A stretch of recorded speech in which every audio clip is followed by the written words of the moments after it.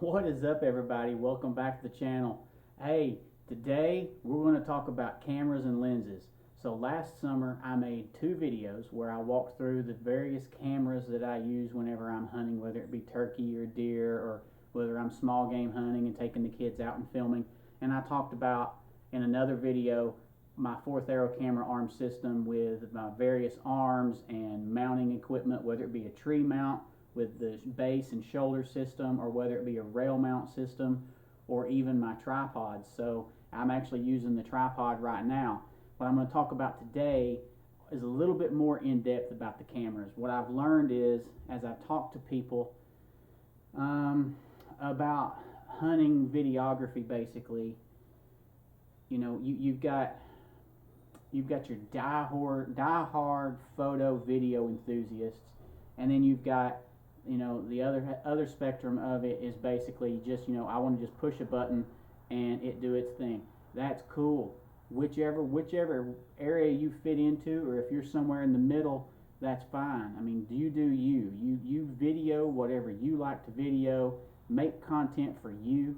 Don't worry about what other people out there say or think. I mean, you know, you're doing this for you. Share it with the world. Obviously, with the way YouTube and social media works, if people like it, then, you know, you're going to get likes and comments and subs and all that. So that'll all take care of itself.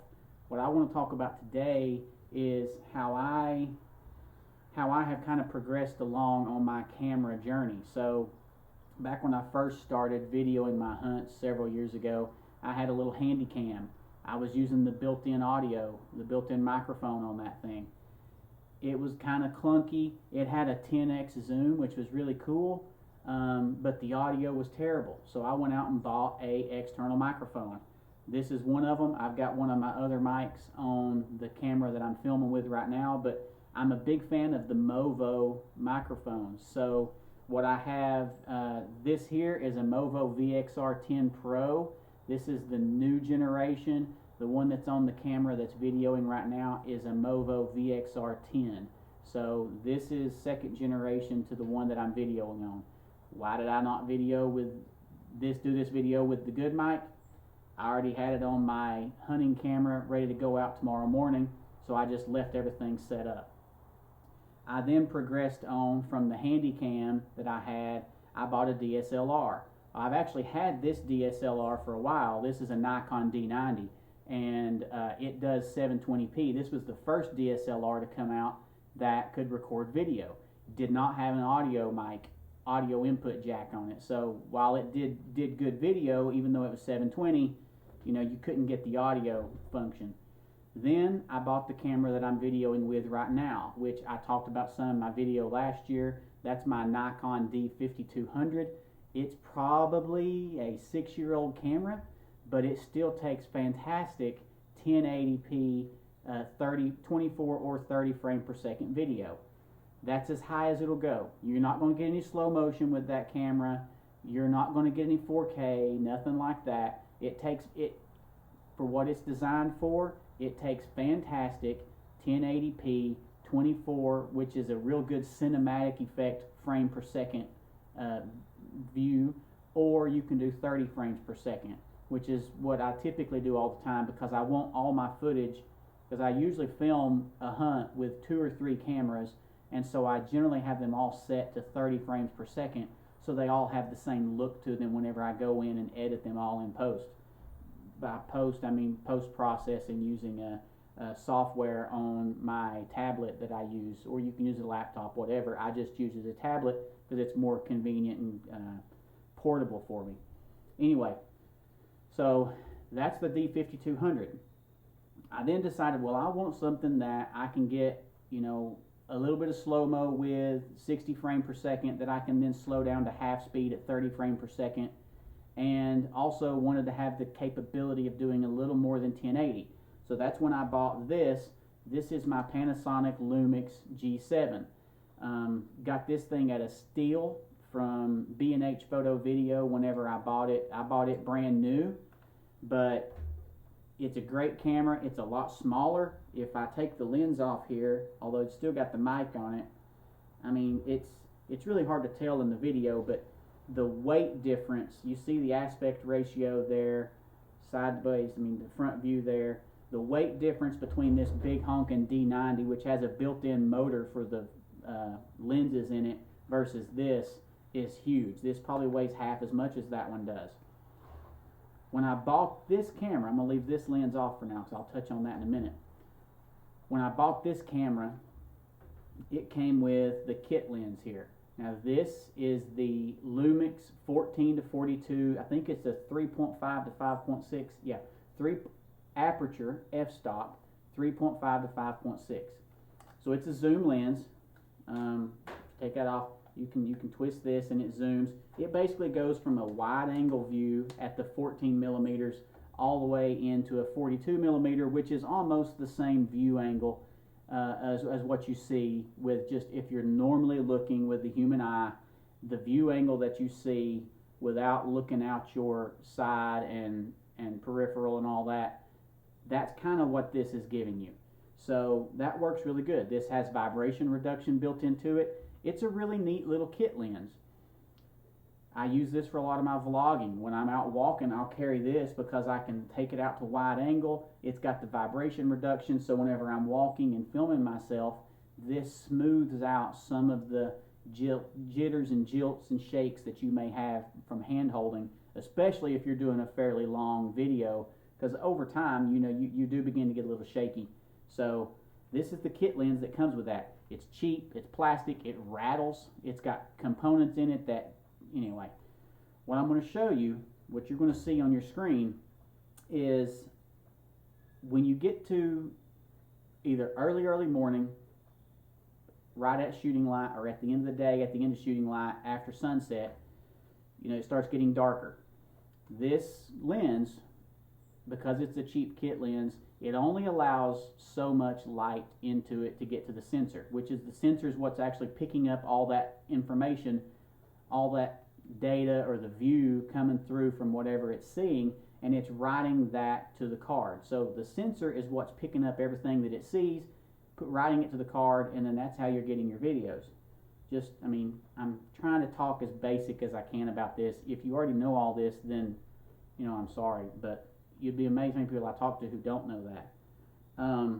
So when you get into low light situations, at the beginning of the day, end of the day, during a heavy shower possibly even, or if you're hunting like I do a lot of times in a pine thicket, this lens does not allow a lot of light in. So I'm going to throw up a photo actually. So the photo video view is the same. What you see in the photo is the same thing you'd see in a video if I was taking a video of this scene. This photo was taken 30 minutes before, right at sunset, so 30 minutes before end of shooting light, and it was taken at standard video recording settings. So my ISO speed is set to 200, frame rate was, I can't remember if it's 1/30th of a second or 1/60th. I think it's 1/60th of a second because that's normally the rule of thumb that I use for my videos. If I'm videoing at 30 frames per second, then I try to shoot my video at 1/60th of a second for my shutter speed. And what you'll see is, notice how dark the photo is. So you can't see hardly anything. The way that you remedy that would be, if you're using this lens continually, is you then have to boost your ISO, which is basically a digital way of increasing the brightness of your image, whether it be a photo or a video. What happens is eventually at some point, as you continue to boost that ISO from 200 to 800 to 1000 to 2000, the software in the camera begins to get real granular, because it's trying to artificially boost the image to make it brighter. But what it's doing is it's having to, because there's not enough light coming through the lens to get to the sensor, it's having to try to compensate for that. And what it ends up with is a grainy image. You see it and it immediately takes you back to videos from like 15, 20 years ago, is what it really looks like. It does not look like the crisp video that you are seeing typically today on TV, YouTube, social media, anywhere. What I have been doing is I have been for a number of years anyway, investing in better lenses. So One of the first ones I bought was this. This is a Sigma 18-50 f2.8. This is a crop lens, so it's designed for a APS-C size sensor, which means it works with this camera here, and it works with that camera that I'm videoing on right now. Big, heavy, honking lens. This lens here, I think it comes out around 7 ounces. This thing weighs nothing. Like I said, it's mostly plastic. This lens here is like 1.5 pounds. So a big weight difference. But, I mean, you can see the size difference as well. Big weight difference. The difference is this thing allows in a ton more light and has a really good depth of field if I want to do any kind of cinematic type stuff with looking at for B-roll, whether it be like, you know, panning in on a limb or a flower or bark on a tree or deer droppings or whatever, you know. So this allows for that, but it's heavy. Oh my Lord, it's heavy as can be to carry in, because this same thing, this gives you a wide angle view when it's zoomed all the way out, and then when you zoom it all the way in, it gives you kind of a regular human eye view. So you're not going to get any long distance telephoto zooming capability out of this lens unless you potentially put in a telephoto, a 1.4x, 2x telephoto adapter. But then you're kind of defeating the purpose of this lens by doing that. So that's just my thought.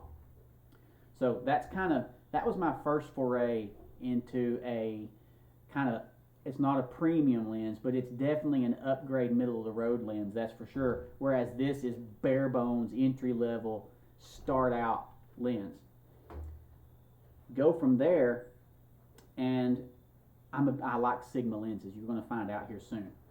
This is one of my latest investments in lenses. What this is, and you can see the size difference here between the kit lens and this lens. This is a Sigma 16mm f1.4.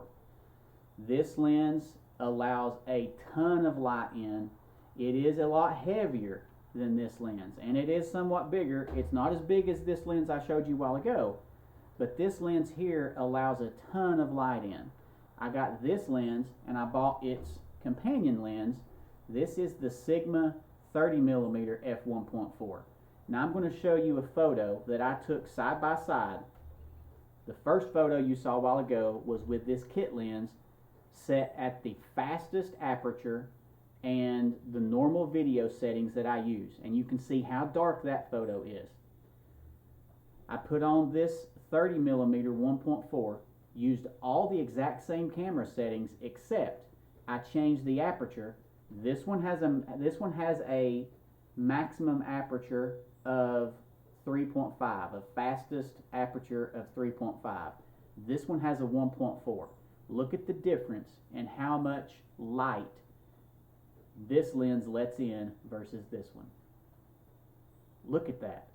I mean, that is unbelievable how much of a difference there is. What that means is, when I'm hunting with this lens, when it gets to the last 30 minutes of daylight, if anything comes in, I'm not going to get it on video. It's not allowing enough light in. Whereas when I'm using this lens, or this lens, this thing's let in a ton of light.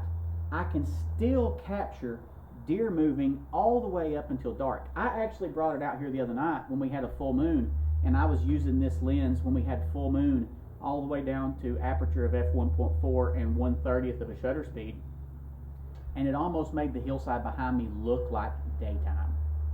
That's what you get when you upgrade from your kit lens. I know